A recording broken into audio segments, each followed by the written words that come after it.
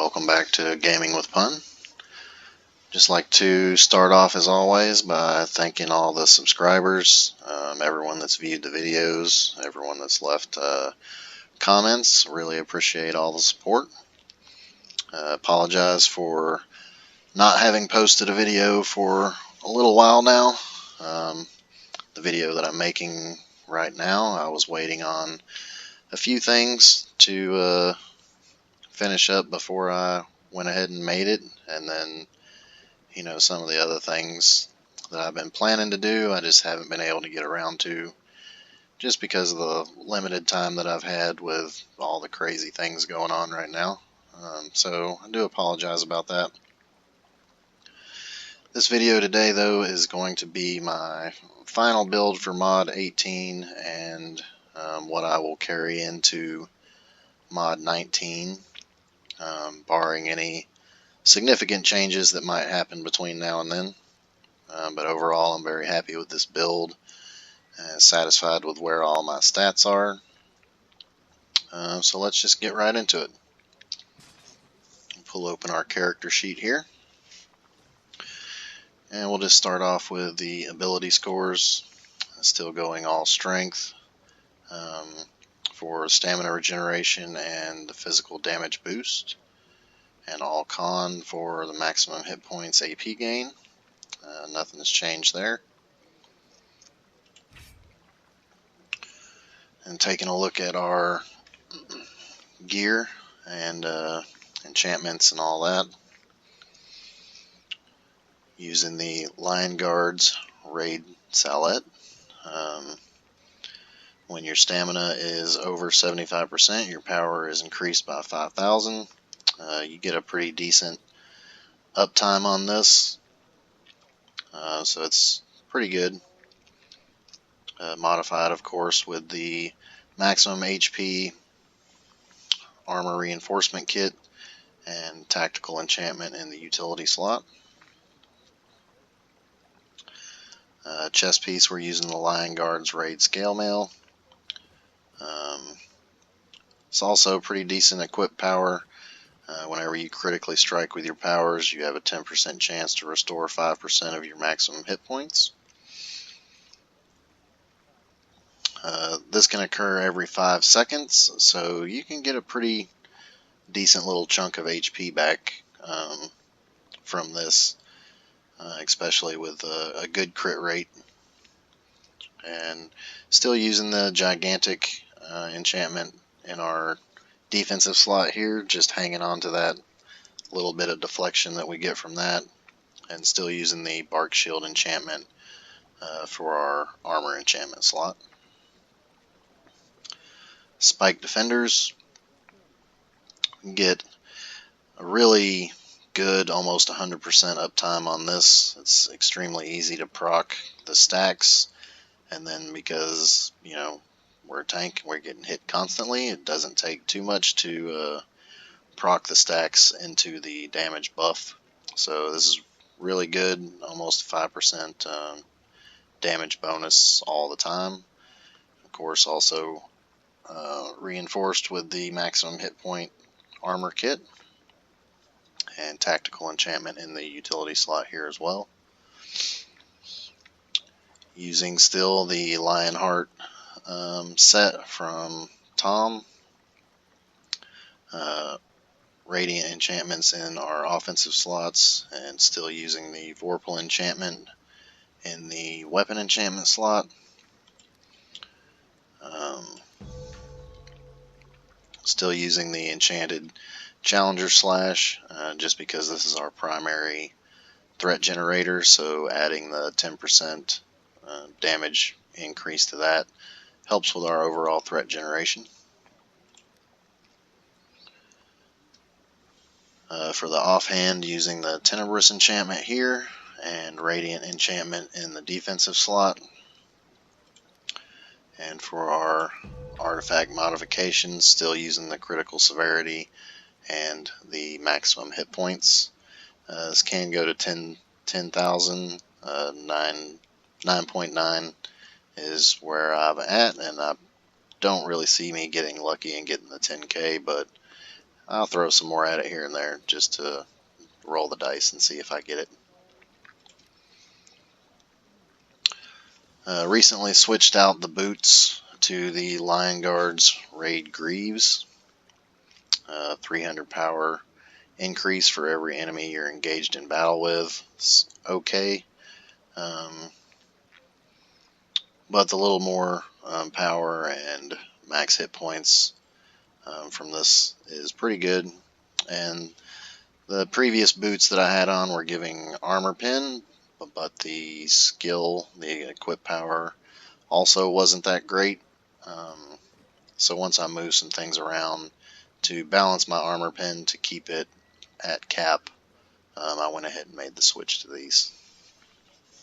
And they are also reinforced with the maximum hit point armor reinforcement kits. For our neck and waist, we're still using the reflective collar and mirror plated belt. We are not, however, using the artifact anymore to complete that set, which isn't a big deal because the set bonus isn't all that great.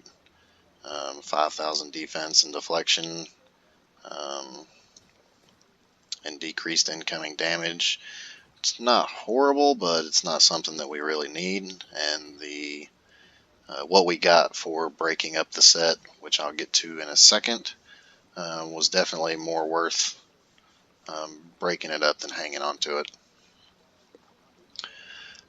Still using one dark enchantment here in the utility slot, and of course radiant enchantment in the offensive slot, and reinforced with stamina regeneration armor kit.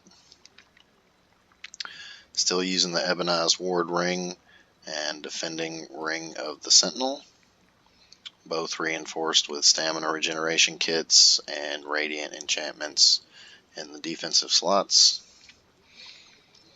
Our mirror plated belt, still using one dark enchantment here, radiant enchantment in the defensive slot, and reinforced with the stamina regeneration armor kit. For our shirt and trousers, we're using the Infernal Forged Assault shirt and the Infernal Forged Ward trousers. I took these trousers for the deflection, and of course defensive slot is radiant, and the shirt I took for primarily the armor pin. Neither of the equip powers on either one are all that great, but the stats themselves were what I was after in choosing these. And of course the offensive slot is radiant enchantment. For our artifacts, we're still using our Halaster's Blast Scepter, but the real reason that we are no longer using the piece that goes with the reflective collar and mirror plated belt was so that we could equip the 3 journals. Just by equipping the 3 journals, we got a 15,000 hit point increase. And then of course the flayed journal has max hit points on it, and the frozen journal has max hit points on it. And then we're using the envenomed primarily for the AP gain in most cases. I do occasionally switch that out to the Halisters, just depending on what I'm doing at the time. So that about covers it for all the gear, enchantments, armor kits, all of that stuff. So let's move right along to our mounts. Still using 2 Gladiator's Guiles, 1 Barbarian Revelry, and 2 Survivor's Blessings. I will change this out at some point to either keep 2 Barbarian's Revelries and add another Gladiator's Guile, just for a little more increased movement speed. But otherwise, this setup is working perfectly fine for me. I very rarely have any issues with anything. And of course, all of our insignias are dominance, prosperity, or fortitude.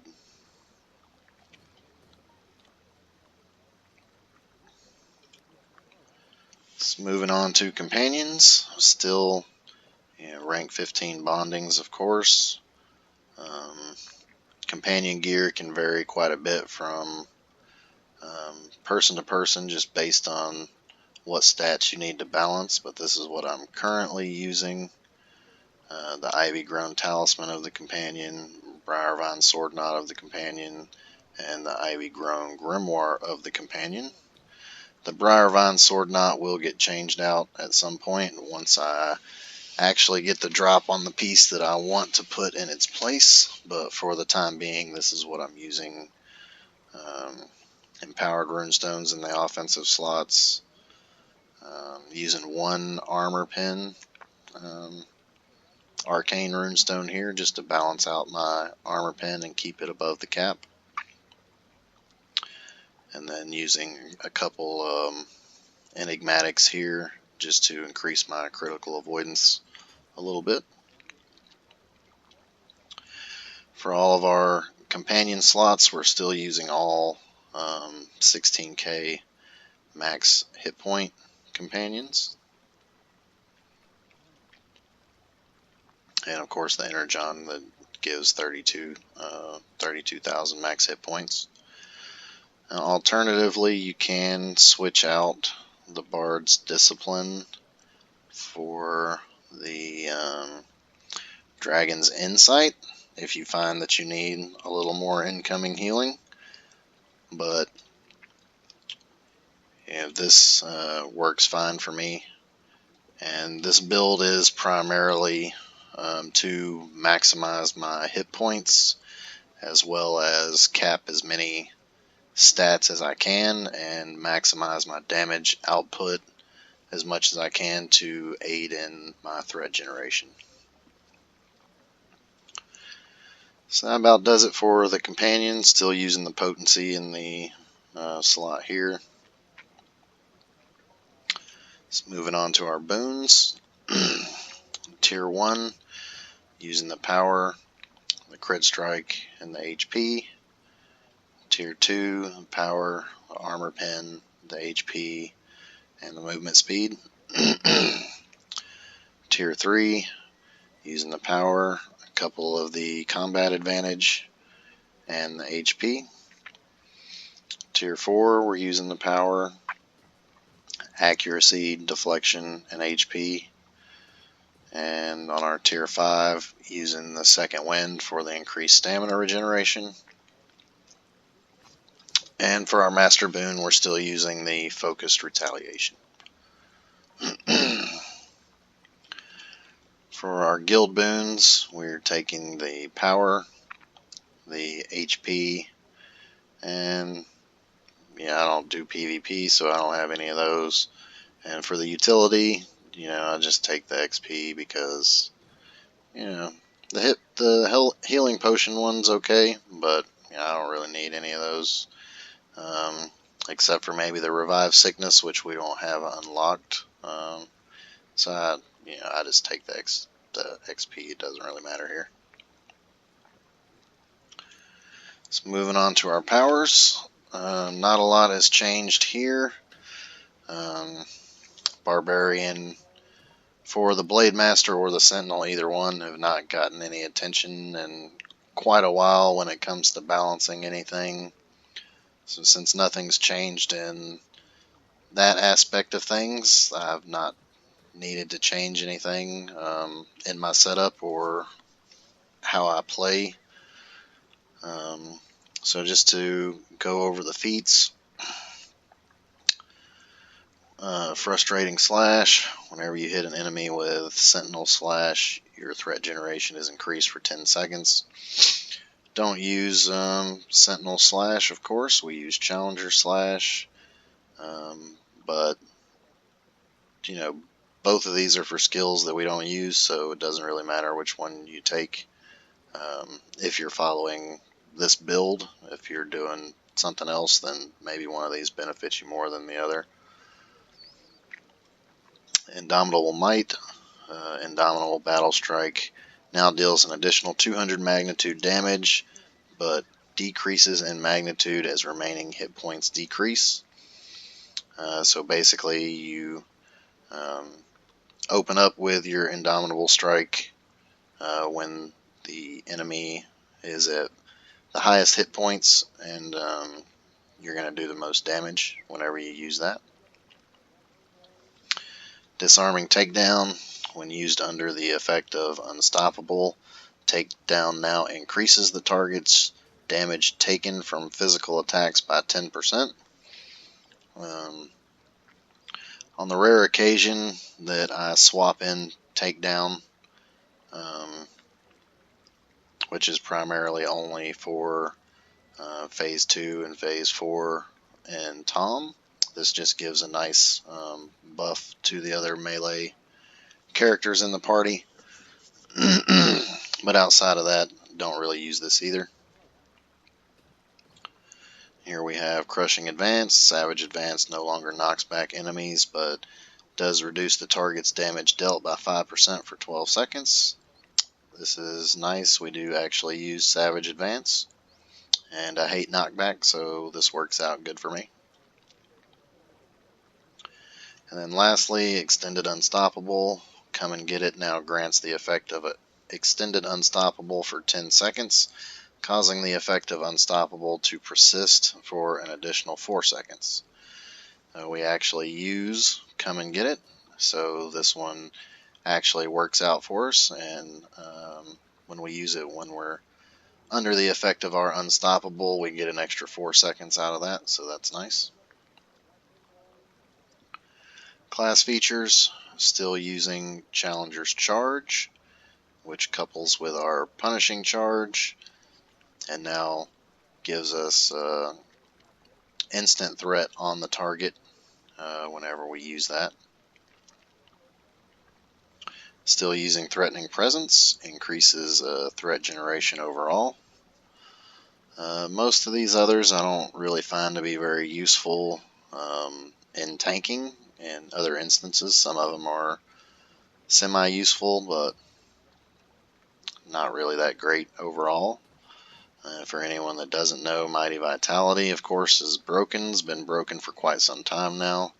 No idea when they plan to fix that, but it's supposed to increase your maximum hit points by 10% and decrease your power by 5%. It does decrease your power by 5%, but it does not increase your maximum hit points by 10%. I know in my testing when I have equipped this, it's been more like 5,000 hit point increase versus the 10% that it's supposed to give you. For our daily powers, Savage Advance and Battle High. For our encounters, we are still using our Punishing Charge, Come and Get It, and Indomitable Battle Strike. There are very few occasions that I have to change anything with my powers, but for instance, for the first boss in LOM, I will switch out Come and Get It to Bloodletter, and on occasion for doing some other challenging content that I may need to boost my HP for a short time to take a big blow or something, for example in Tom, I will switch out Indomitable Battle Strike for Enduring Shout. But other than that, very little ever changes with my skills or powers. For our at-wills, of course, Sure Strike for single target, and Challenger Slash for our threat generation and AoE on enemies. That pretty much does it for the powers. Not much more to talk about there. Like I said, it's been very little done with the Barbarian since mod 16 as far as balancing powers or improving on powers or anything like that. So until something changes on that front, there's not a whole lot to talk about in regards to those. So we went through mounts, companions, boons, powers, covered all of our gear. So let's just talk about stats real quick, and then we will wrap this up. Like I said, this build is for maximizing our hit points and our damage output for survivability and for aiding in our threat generation. So as we sit here, completely unbuffed or anything, no foods, nothing like that, increasing our HP. We're at 9,007 or 907,000 max HP, which is pretty good.